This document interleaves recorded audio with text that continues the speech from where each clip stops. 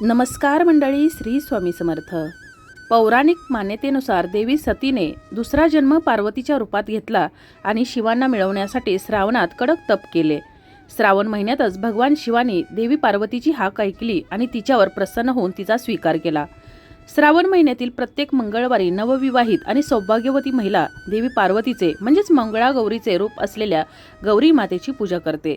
महिला आपल्या पतीच्या दीर्घायुष्यासाठी, संसाराच्या सुख समृद्धीसाठी आणि कुटुंबाच्या आरोग्यासाठी हे व्रत करतात। तर अविवाहित मुली चांगला जीवनसाथी मिळावा यासाठी हे श्रावणातील 16 सोमवारचे व्रत किंवा मंगळवारचे उपवास करतात। तसेच पार्वती माता आणि भगवान शिवांची कृपा सदैव राहावी यासाठी या महिन्यामध्ये अनेक उपाय सेवा देखील केल्या जातात।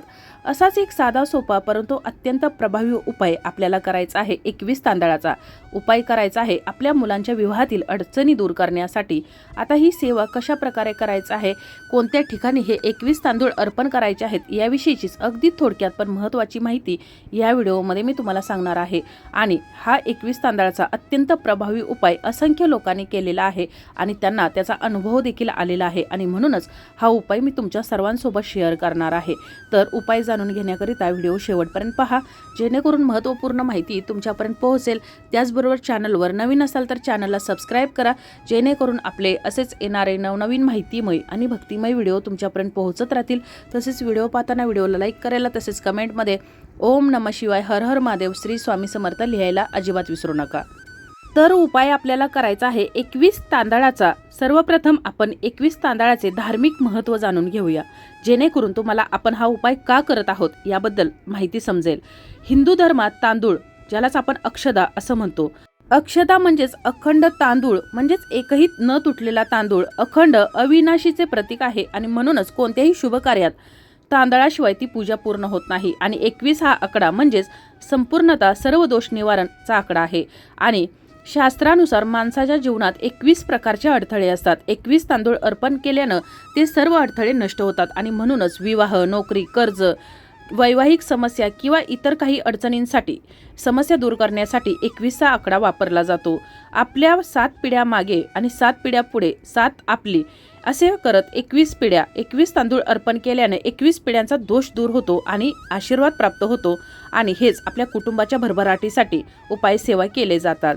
21 या आकड्याचा संबंध श्रीयंत्रात 21 प्रकारच्या शक्ती असतात। तर दुर्गा सप्तशतीमध्ये 21 वेळा ओमचा जप महत्त्वाचा असतो। तसेच गणपती बाप्पांना 21 दुर्वा अत्यंत प्रिय आहेत आणि हनुमानाला 21 प्रदक्षिणा घातल्या जातात आणि म्हणूनच 21 हा आकडा देवांना लगेच प्रसन्न करतो। तांदूळ म्हणजेच माता अन्नपूर्णा आणि लक्ष्मीचे स्वरूप आणि अख्खा तांदूळ अखंड सुख आणि संपत्ती, तर तुटका तांदूळ वर्ज्य असतो कारण तो भंग दर्शवतो। ज्योतिषशास्त्रानुसार गुरु ग्रहाचा कारक तांदूळ आहे। गुरु विवाह, ज्ञान, भाग्य गुरुचा कारक आणि म्हणूनच 21 तांदूळ अर्पण केल्यानं गुरु बलवान होतो आणि विवाहातील अडथळे दूर होतात। आता पूजेतील तांदळाला अक्षदा का म्हणतात, तर अक्षदा म्हणजेच अक्षत, जे कधीही नष्ट होत नाही।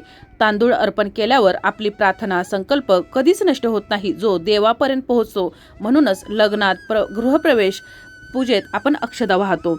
तांदूळ हा सगळ्यात शुद्ध धान्य आणि देव आणि पितरा दोघांनाही प्रिय आहे। तांदूळ नकारात्मक ऊर्जा शोषून घेतो, म्हणूनच तो तोडग्यात वापरला जातो। पूजा झाल्यावर तांदूळ गायींना, पक्ष्यांना किंवा गरजू व्यक्तींना दान करता येतो आणि आपल्याला पुण्य प्राप्त करता येतं। थोडक्यात काय, तर 21 आकडा म्हणजेच दोष निवारण, 21 पिढ्यांचा आशीर्वाद, गुरु बलवान आणि तांदूळ अन्नपूर्णा, लक्ष्मी मातेचं स्वरूप आणि अखंडता। आणि म्हणूनच 21 तांदळाचा उपाय विवाह, दहन, सुख समृद्धीसाठी, भरभराटीसाठी अत्यंत शक्तिशाली उपाय मानला जातो।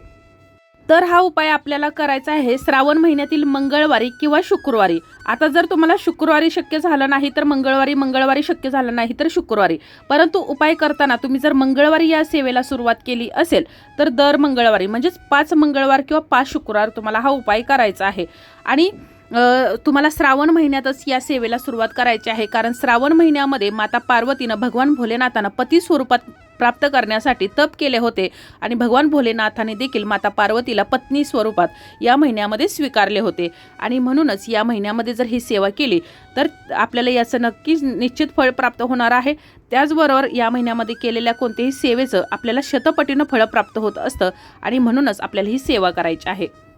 तर उपाय करण्यासाठी आपल्याला लागणार आहेत 1 वाटीभर अखंड तांदूळ, एकही तांदूळ तुटलेला नसावा, त्याचबरोबर लागणार आहे हळदी कुंकू, 5 जास्वंदीची फुलं किंवा 5 गुलाबाची फुलं, गुळ खोबऱ्याचा नैवेद्य, एक लाल रंगाचं नवीन वस्त्र असावं ते घ्यायचं आहे, 5 हळकुंड घ्यायचे आहेत लेकुरवाळी, एकही हळकुंड तुटलेला नसावा, त्याचबरोबर किडलेला नसावा, त्याचबरोबर एक सुपारी, गणपती बाप्पांचं स्वरूप, 2 अखंड लवंगा घ्यायच्या आहेत, 1 रुपयाचं नाणं घ्यायचं आहे, 2 हिरव्या वेलच्या घ्यायच्या आहेत. या सर्व वस्तू घेऊन आपल्या ज्या ठिकाणी देवघर आहे त्या ठिकाणी बसायचं आहे. सर्वप्रथम देवपूजा करून घ्यायची आहे. उपाय तुम्ही सकाळीही करू शकता, तिन्ही सांजेच्या वेळेला देवपूजा करतानाही करू शकता. दिवसभरात मध्ये आधी करायचा नाही, सकाळी किंवा संध्याकाळीच करायचा आहे. त्यानंतर देवघरासमोर बसायचं आहे. सर्वप्रथम देवघरासमोर दिवा प्रज्वलित करायचा आहे. कोणतीही सेवा कोणताही उपाय करताना आपल्याला अग्नीला साक्षी मानून करायच्या असते आणि म्हणूनच सर्वप्रथम दिवा प्रज्वलित करायचा आहे. दिवा प्रज्वलित करताना एक प्लेट ठेवायची आहे, त्यामध्ये अखंड अक्षता थोड्याशा ठेवायच्या आहेत. त्यावरती तुम्हाला हा दिवा ठेवायचा आहे. दिव्यामध्ये तुम्हाला तूप घालायचं आहे. देशी गाईचं तूप नसेल तर मग देवघरातील दिवा प्रज्वलित करण्यासाठी जे तुम्ही तेल वापरता किंवा तूप वापरता तर ते वापरायचं आहे. त्यानंतर या दिव्यामध्ये तुम्हाला 21 अखंड अक्षता मोजून टाकायच्या आहेत. एकही अक्षता तुटलेली नसावी. 2 अखंड लवंगा टाकायच्या आहेत, त्या देखील खराब झालेल्या किडलेल्या नसाव्यात फुलासह. आणि आपण उपायासाठी ज्या 2 लवंगा घेणार आहोत तर त्या दुसऱ्या, आणि ह्या ज्या दिव्यामध्ये अर्पण करायच्या आहेत तर त्या दुसऱ्या, आणि त्याचबरोबर भीमसेनी कापराच्या 2 वड्या आणि चिमूटभर हळद या दिव्यामध्ये टाकायच्या आहे. आणि असा हा दिवा प्रज्वलित करायचा आहे. त्यानंतर एक देवघरासमोर पाट ठेवायचा आहे, किंवा जरी पाट ठेवणं शक्य झालं नाही तर मग तुमच्या देवघरामध्ये जी माता लक्ष्मीची मूर्ती आहे किंवा मंगळागौरीची मूर्ती असेल किंवा तुमच्या कुलदेवतेची जी मूर्ती आहे, कुलदेवी असावी, तर जर मूर्ती धातूची असेल तर तिला सर्वप्रथम तुम्हाला अभिषेक करून घ्यायचा आहे. शक्यतो सकाळी ज्या वेळेला तुम्ही ही सेवा करत असाल तर त्यावेळेलाच तुम्हाला अभिषेक करायचा आहे. संध्याकाळी जर तुम्ही ही सेवा करत असाल तर अभिषेक करू नये. त्याचबरोबर उपाय करताना आई वडिलांनी केला, मुलामुलींनी केला किंवा कुटुंबातील कोणत्याही व्यक्तीनं केला तरी देखील चालेल. फक्त उपाय करताना मनापासून करायचा आहे, श्रद्धेने करायचा आहे. आणि ज्या व्यक्तीसाठी तुम्ही हा उपाय करत आहात तर त्या व्यक्तीचं नाव घ्यायचं आहे. मुलं मुली जर स्वतःसाठी करत असतील तर त्यांनी स्वतःसाठी प्रार्थना करायची आहे. त्यानंतर आपल्या देवघरातील ही जी मूर्ती आहे, कुलदेवीची असेल किंवा मंगळागौरीची असेल किंवा माता लक्ष्मीची असेल तर ती मूर्ती तुम्हाला एका पाटावरती ठेवायची आहे. किंवा तुम्हाला जर देवघरात ठेवून करायचं असेल तर ते करू शकता. एक प्लेट घ्यायची आहे, त्यामध्ये तुम्हाला कुंकवानं स्वस्तिक काढायचं आहे. कुंकू ओलं करून त्यानं स्वस्तिक काढायचं आहे. त्यावरती आपल्या जी कुलदेवता आहे तर तिची मूर्ती ठेवायची आहे. माता लक्ष्मीची मूर्ती असेल तर माता लक्ष्मीची मूर्ती ठेवायची आहे, किंवा कोणतीही देवी मातीची मूर्ती असेल तर ती ठेवायची आहे. तसेच 2 विड्याची पानं घ्यायची आहेत, त्यावरती देखील तुम्हाला कुंकवानं स्वस्तिक काढायचं आहे. आणि त्या पानावरती आपण जे 5 हळकुंड घेतलेले आहेत, 2 हिरव्या वेलच्या, 2 लवंगा घेतलेल्या आहेत, तर त्या सर्व काही ज्या वस्तू घेतलेल्या आहेत तर त्या तुम्हाला यावरती ठेवायच्या आहेत, या विड्याच्या पानावरती. त्यानंतर आपण जी कुलदेवतेची मूर्ती असेल किंवा माता लक्ष्मीची मूर्ती असेल तर ती मूर्ती तुम्हाला या ताटामध्ये ठेवायची आहे देवघरामध्येच. आणि तुम्हाला मी जो मंत्र सांगत आहे, जर तुमची कुलदेवता असेल तर तुम्हाला कुलदेवतेचं ओम कुलदेवताय नमः असं म्हणत आपण जे वाटीभर तांदूळ घेतलेले आहेत तर त्यातील थोडे थोडे तांदूळ करून तुम्हाला या कुलदेवतेच्या मूर्तीवर अर्पण करायचे आहेत. 21 वेळा तुम्हाला तांदूळ अर्पण करायचे आहेत. आणि तांदूळ अर्पण करताना ओम कुलदेवताय नमः या मंत्राचा जप करायचा आहे. त्यानंतर पुन्हा एकदा तुम्हाला तांदूळ घ्यायचे आहेत आणि पुन्हा एकदा तुम्हाला या जी मूर्ती आहे माता लक्ष्मीची असेल किंवा तुमच्या कुलदेवतेची असेल किंवा पार्वतीची कोणती असेल तर त्या मूर्तीवरती अर्पण करायचे आहेत 21 वेळा. आणि करताना असं म्हणायचं आहे ओम पार्वती पते नमः, ओम पार्वती पते नमः असं म्हणत म्हणत तुम्हाला हे जे तांदूळ आहेत तर ते 21 वेळा त्या ठिकाणी अर्पण करायचे आहेत. अशा प्रकारे तुम्हाला 2 वेळा आपल्या कुलदेवतेचं आणि पार्वती मातेचं नामस्मरण करायचं आहे. आणि त्यानंतर पुन्हा एकदा तुम्हाला मी एक मंत्र सांगते, तो मंत्र आहे कात्यायनी मातेचा. हा मंत्र जर म्हटला तर विवाहामध्ये येणाऱ्या सर्व विघ्न संकट अडचणी दूर होतात. आणि हा उपाय तुम्हाला 21 तांदूळ 2 वेळा अर्पण केल्यानंतर, म्हणजेच एकदा कुलदेवतेसाठी आणि एकदा पार्वती मातेसाठी अर्पण केल्यानंतर तुम्हाला हा मंत्र म्हणायचा आहे अगदी मनातल्या मनात. ओम कात्यायनी महामाये महायोगिनी धीश्वरी नंद गोप सुत देवी पती मे कुरु ते नमः. हा मंत्र तुम्हाला म्हणायचा आहे. मंत्र थोडा अवघड आहे. हा मंत्र तुम्हाला त्या ठिकाणी बसून 11 वेळा म्हणायचा आहे. तो मंत्र पुन्हा एकदा मी सांगते. ओम कात्यायनी महामाये महायोगिनी धीश्वरी नंद गोपसूत देवी पती मे कुरु ते नमः. या मंत्राचा तुम्हाला 11 वेळा त्या ठिकाणी बसून जप करायचा आहे. आपण विड्याच्या पानावरती ज्या वस्तू ठेवलेल्या आहेत त्यांची पूजा करायची आहे. त्यानंतर आपण जे तांदूळ अर्पण केलेले आहेत 21 वेळा तर त्यातील 21 तांदूळ मोजून घ्यायचे आहेत. आपण जे मूर्तीवर अर्पण केलेले 21 तांदूळ आहेत तर त्यातील 21 तांदूळ मोजून घ्यायचे आहेत. आणि आपण जे हळकुंड ठेवलेले आहेत तर त्यातील 1 हळकुंड उचलून घ्यायचे आहेत. जे आपण लवंग आणि वेलची ठेवलेले आहेत तर त्यातील 1 लवंग आणि हिरवी वेलची उचलून घ्यायची आहे आणि सुपारी घ्यायची आहे. 1 रुपयाचं नाणं, त्याचबरोबर 1 हिरवी वेलची आणि 1 लवंग आणि विड्याचं पान आणि 4 जे हळकुंड आहेत तर ती तुम्हाला विड्याच्याच पानावर ठेवायचे आहेत. जे 1 रुपयाचं नाणं आहे तर ते तुम्हाला देवघरामध्ये स्थापन करायचं आहे किंवा तुमच्या तिजोरीमध्ये ज्या ठिकाणी तुमच्या घरातील धन ठेवता तर त्या ठिकाणी तुम्हाला 1 रुपयाचं नाणं ठेवायचं आहे. कारण 1 रुपया हे म्हणजेच नाणं हे माता लक्ष्मीचं स्वरूप आहे आणि त्यामुळे तुम्हाला 1 रुपया ठेवायचा आहे. आणि या ज्या 21 तांदूळ घेतलेत, 1 रुपयाचा 1 सुपारी, त्याचबरोबर 21 तांदूळ, तर त्याची एक तुम्हाला पोटली तयार करायची आहे. पिवळ्या रंगाच्या किंवा लाल रंगाच्या, मी अगोदर सांगितलं तसं लाल रंगाच्या कपड्यामध्ये. आणि तुमची मुलं ज्या ठिकाणी झोपतात तर त्यांच्या उशीखाली ठेवायचे आहे. उशीखाली ठेवणं शक्य होत नसेल तर ज्या ठिकाणी तुमच्या मुलांचा वावर आहे, म्हणजे त्यांची कपडे ठेवलेले असतील किंवा साहित्य असेल तर त्या ठिकाणी ठेवायचं आहे. कुठे शक्य नसेल तर तुम्ही देवघरामध्ये ही पोटली ठेवायची आहे.